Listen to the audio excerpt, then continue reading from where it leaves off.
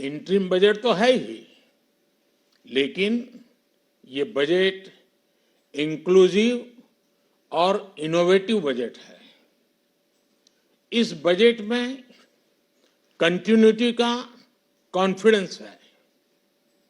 ये बजट विकसित भारत के 4 स्तंभ युवा, गरीब, महिला और किसान सभी को एम्पावर करेगा। निर्मला जी का ये बजट देश के भविष्य के निर्माण का बजट है। इस बजट में 2047 के विकसित भारत की नींव को मजबूत करने की गारंटी है। मैं निर्मला जी और उनकी टीम को बहुत बहुत बधाई देता हूं। साथियों, इस बजट में युवा भारत की युवा आकांक्षाओं का, भारत की यंग एस्पिरेशंस का प्रतिबिंब है। बजट में 2 महत्वपूर्ण निर्णय लिए गए हैं। रिसर्च और इनोवेशन पर 1 लाख करोड़ रुपए का फंड बनाने की घोषणा की गई है। बजट में स्टार्टअप्स को मिलने वाली टैक्स छूट के विस्तार का भी ऐलान किया गया है।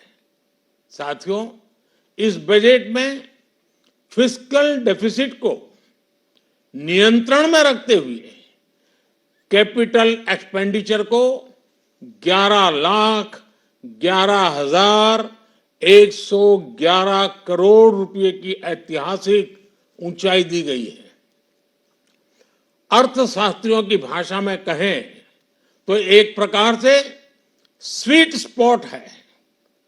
इससे भारत में 21वीं सदी के आधुनिक इंफ्रास्ट्रक्चर के निर्माण के साथ ही युवाओं के लिए अनगिनत रोजगार के नए अवसर तैयार होंगे।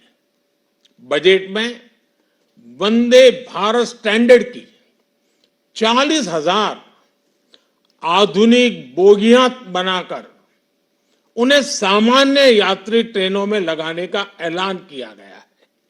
इससे देश के अलग अलग रेल रूट पर करोड़ों यात्रियों में आरामदायक यात्रा का अनुभव बढ़ेगा।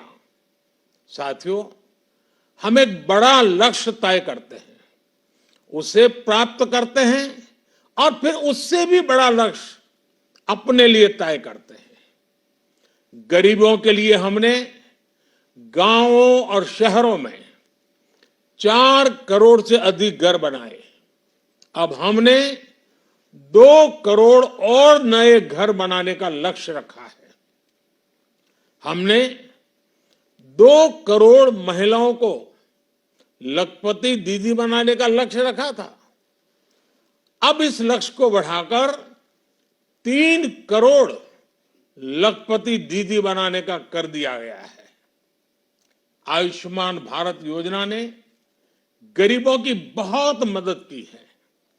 अब आंगनवाड़ी और आशा वर्कर, उन सबको इस योजना का लाभ मिलेगा।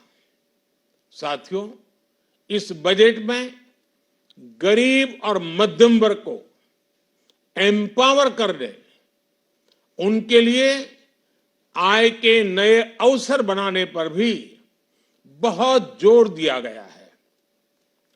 रूफटॉप सोलर अभियान में 1 करोड़ परिवारों को सोलर रूफटॉप के माध्यम से मुफ्त बिजली प्राप्त होगी। इतना ही नहीं, सरकार को अतिरिक्त बिजली बेचकर लोगों को 15 से 20 हजार प्रति वर्ष की आय भी होगी और ये हर परिवार को होगी। साथियों, आज जिस इनकम टैक्स रेमिशन स्कीम की घोषणा की गई है, उससे मध्यम वर्ग के करीब 1 करोड़ लोगों को बड़ी राहत मिलेगी। पिछली सरकारों ने सामान्य मानवी के सिर पर दशकों से ये बहुत बड़ी तलवार लटका कर रखी थी। आज इस बजट में किसानों के लिए भी बहुत महत्वपूर्ण और बड़े निर्णय लिए गए हैं। नैनो डीएपी का उपयोग हो, पशुओं के लिए नई योजना हो, पीएम मत्स्य संपदा योजना का विस्तार हो और आत्मनिर्भर ऑयल सीड अभियान हो। इससे किसानों की आय बढ़ेगी और खर्च कम होगा। मैं एक बार फिर सभी देशवासियों को इस ऐतिहासिक बजट के लिए शुभकामनाएं देता हूं। बहुत बहुत धन्यवाद।